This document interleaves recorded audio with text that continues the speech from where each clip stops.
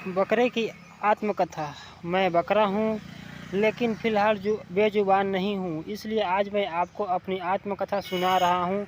मैं कहाँ पैदा हुआ मुझे ठीक याद नहीं। हाँ, इतना ज़रूर याद है कि हम 5-6 भाई-बहन थे। भूरे रंगों वाली मेरी माँ के सभी बच्चे भूरे नहीं थे। 2 को छोड़कर बाकी बच्चे कुछ ब्लैक कुछ वाइट रंगों में भूरे रंग को समेटे हुए थे। माँ के साथ बिताए वो पल ज़्यादा दिनों तक के लिए नहीं थे। कुछ ही दिनों में माँ के बच्चे बिकने शुरू हुए और आखिर में अपनी माँ के साथ मैं ही अकेला बचा, जिसे मैं अपनी खुशकिस्मती समझ बैठा था। लेकिन जल्द ही मेरा यह भ्रम टूटा और एक दिन फिर से कुछ प्राणी मुझे और मेरी माँ के कानों को ऐंठा, दांतों को गिना और हमारे खुरों की जांच की।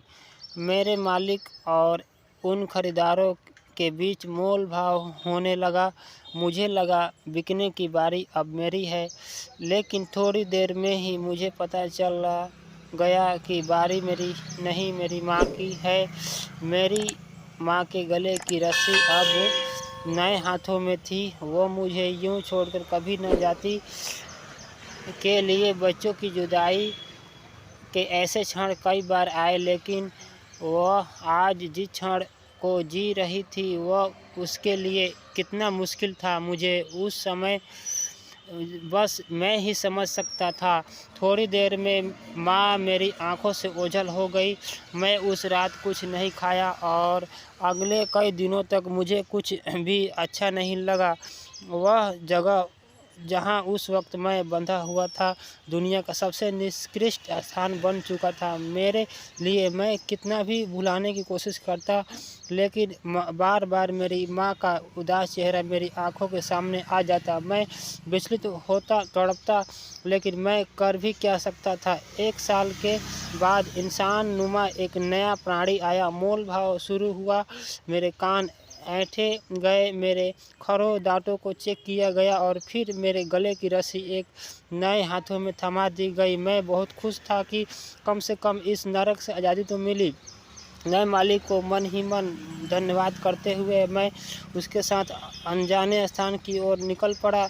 कई जगह पर मैंने देखा कि मेरी तरह कई और बकरे भी गले में बिरंगी रसड़ियों के साथ वहाँ मौजूद है, और मेरे जैसे ये तमाम बकरे भी मेरी तरह अलग अलग जगहों से लाकर यहाँ इकट्ठे किए गए हैं। अब मुझे थोड़ा समझ में आ रहा था कि मैं एक ऐसी जगह दुनिया में और एक ऐसी प्रजाति में पैदा हुआ जिसकी ज़िंदगी में पैरों पर चलने वाली उन प्राणियों के हाथों में है जिन्हें इंसान कहा जाता है। कुछ ही दिनों में मैं यहाँ से भी बेचा गया। फिर नई जगह, नए लोग। मैंने देखा कि यहाँ भी बकरों वैसा ही मोल भाव हो रहा है मैं जैसा मेरा और मेरे परिवार के साथ हुआ था। लेकिन शायद तब भी मैंने ध्यान नहीं दिया था कि इस पूरे हस्तांतरण के खेल में कागज़ के कुछ पत्ते इस्तेमाल होते हैं जिन्हें ये लोग नोट कहते हैं, और मैंने यह भी देखा कि कागज़ के नोटों का वज़न बढ़ाने के लिए इंसानों की यह प्रजाति किसी भी हद तक जा सकती है। कुछ दिनों बाद ही मैं कई हाथों से गुजरते हुए एक नए बाज़ार में पहुंच गया, जहां मेरे चारों ओर 2 ही प्रजाति थी, बकरा और इंसान। अरसा बीता। उम्र के इस पड़ाव तक आते आते मैंने इंसानों के कई तरह के व्यापार देख लिए। मैंने यह भी देखा कि इंसान के बनाए हुए अलग अलग बाज़ारों में केवल बकरे ही की बोलियां नहीं लगती। कागज़ के कुछ टुकड़ों के बदले इंसान भी बेचे और ख़रीदे जाते हैं। इंसानी बच्चों भी ठीक वैसे ही बेचा जाता है जैसे बकरों के इन बच्चों को।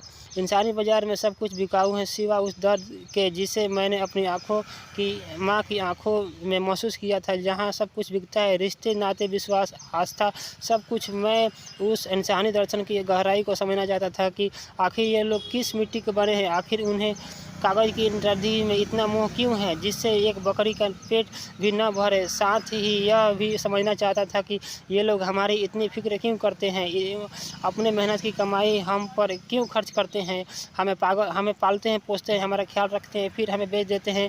जो अगला इंसान हमें खरीदता है वह हमें यह पालता पोसता है फिर बेच देता है, क्यों?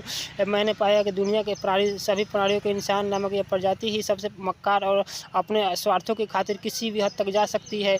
लेकिन यह हमारी इतनी देखभाल क्यों करता है, यह बात अभी तक मैं समझ नहीं पाया था। एक दिन अचानक शाम के समय कुछ नए लोग के हाथों में एक बार फिर मेरी दौड़ भी कागज़ के टुकड़ों के बदले में फिर मेरी बोली लग चुकी थी। मैंने अब तक इसमें भी अपनी नियति समझ लिया, न जाने और कितने हाथों में दौड़ जाएगी, न जाने और कब तक बिकूंगा, न जाने इससे कुछ लोग निकल कर आएंगे, मुझे पकड़ कर ले जाएंगे, जमीन में घसीट कर ले जाएंगे, कोई न कोई पर छुरी से मेरी गर्दन को जिस्म को अलग कर दिया, फिर मेरी खाल उतारी जाएगी, मुझे बीच में से चीर 2 भागों में कर दिया जाएगा, फिर मेरी आंतों को निकाल कर उससे साफ़ किया जाएगा, उसके बाद मेरे छोटे छोटे टुकड़े किए जाएंगे और फिर मेरे वजूद को उस इंसानी जमात तक बांट दिया जाएगा। अगले ही दिनों में प्रतिदिन मेरे जिस्म के टुकड़े टुकड़े को बकरीद मनाई जाएगी। यह बहुत सब पूरा खेल तब में चल रहा था जब तक इंसानों में किसी पर दादा के किसी के बहकावे में आकर अपने बेटे की गर्दन पर छुरी रखी थी। लेकिन उस समय बालक का सौभाग्य मेरी कौम का दुर्भाग्य जैसे बन चुका था। पता नहीं इन